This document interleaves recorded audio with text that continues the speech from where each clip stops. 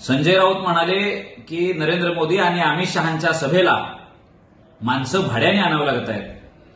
पण स्वतः संजय राऊत हे शरद पवार साहेबांच्या भाड्याने, राहुल गांधीच्या भाड्यावर जगणारे संजय राऊत, काँग्रेसच्या भाड्यावर जगणारे संजय राऊत हे उद्धव ठाकरेंचा काटा काढण्यासाठी पूर्णतः यशस्वी होत आहेत.